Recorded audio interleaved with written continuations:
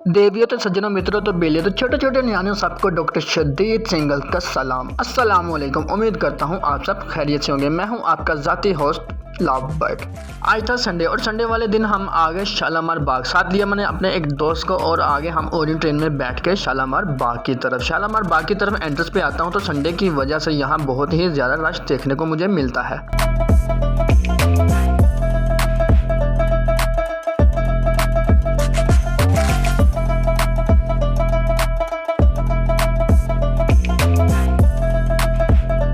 इधर अपने साथ वाले को लगा देता हूँ मैं लाइन में, जो लेने लगता है टिकट लेने के बाद जैसे ही वो बाहर आता है और उसके बाद मैं आपको बहुत ही इंटरेस्टिंग चीज़ दिखाता हूँ।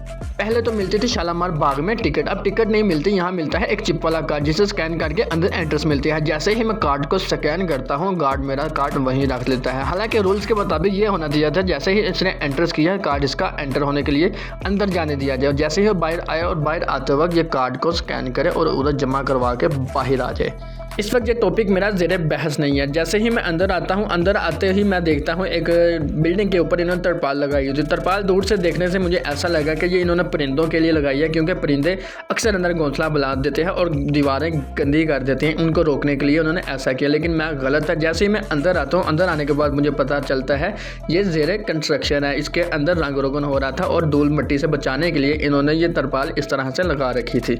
जैसे ही पार्क के मैं दूसरे हिस्से के अंदर आता हूँ, मुझे देखने के लिए बहुत ही खूबसूरत नज़ारा मिलता है। अंदर एंटर होते ही मैं सबसे पहले देखता हूँ यहाँ शावर चल रहे थे और साथ ही इलेक्ट्रिक व्हीकल भी खड़ी थी जो फैमिली को इस पूरे पार्क का टूर करवा रही थी। मेरे इस पार्क में दोबारा मेरे ख्याल से ज़्यादा नहीं थे 2 अरसे के बाद विजिट हुआ है, तो 2 अरसे में इधर बहुत ही कुछ तब्दील हो गया और मैं दोस्त के साथ बातें करते आ रहा था और उसे बता रहा था इस पार्क में बहुत ही ज़्यादा तब्दीलियाँ आ चुकी हैं। पहले 2 साल इधर ऐसा कुछ भी नहीं था, अब जो कुछ आ चुका है। अभी हम दोस्तों के साथ इसके साथ बातें ही कर रहे थे और मैंने इसके साथ साथ ये भी बताया आज का दिन हमारा बहुत ही अच्छा होने वाला है और जी उम्मीद के मुताबिक वैसा ही हमारे साथ आज हुआ।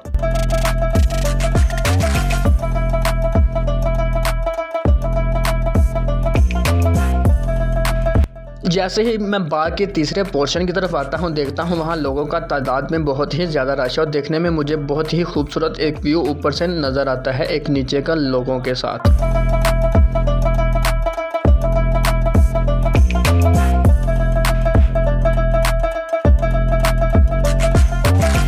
ऊपर से मैं व्यू करने के बाद सीढ़ियों से नीचे आ जाता हूँ पार्क के तीसरे हिस्से में। मैं आपको साथ साथ बताता जाऊँ यह पार्क मुख्तलिफ 4 हिस्सों में डिवाइड किया गया है। यह पार्क मुगलिया सल्तनत के दौरान मुग़ल बादशाहों ने अपनी सैर व तफरीह के लिए बनाया गया था, जिसकी डिवाइड और जिसको बनाने का अंदाज़ बहुत ही खूबसूरत और निराला था। यह मुग़ल बादशाहों की ज़ेर तमीर बहुत ही अच्छा पार्क था।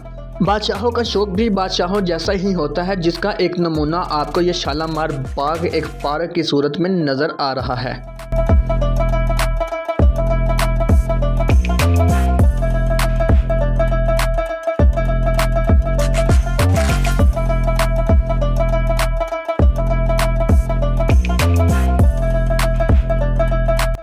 जैसे ही ऊपर से तीसरे पोर्शन से मैं नीचे पार्क के चौथे पोर्शन की तरफ आता हूँ, यहाँ मुझे बहुत एक मज़ेदार चीज़ नज़र आती है जिसे एक टिकटॉकर भी कहते हैं। टिकटॉकर का नाम तो नहीं मालूम, मुझे बस इतना पता है कि वो टिकटॉक पर लड़कियों की आवाज़ निकाल के लोगों के साथ प्रैंक करता है। क्या महारत रखते थे उस वक्त के मिस्त्री। ये देखें कितनी खूबसूरत तरीके के साथ मार्बल के साथ इन्होंने ये शावर और ये डिज़ाइन बनाया हुआ है। जैसे ही ये डिज़ाइन देख के मैं आगे आता हूँ, वो टिकटॉकर पर मेरी नज़र पड़ती है। ब्रदर कुछ खाया करो यार, घर वाले देते नहीं है। हेलो ਉਹਨੇ सुनना ही नहीं है। मैं इनकी गल नहीं सुनते।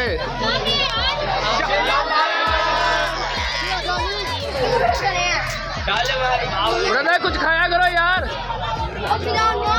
और टिकटॉक से भावा लगना से यार तू इतने एवं जी आई है। बड़ा कुछ खाया करो यार, सेहत बना लो थोड़ी सी।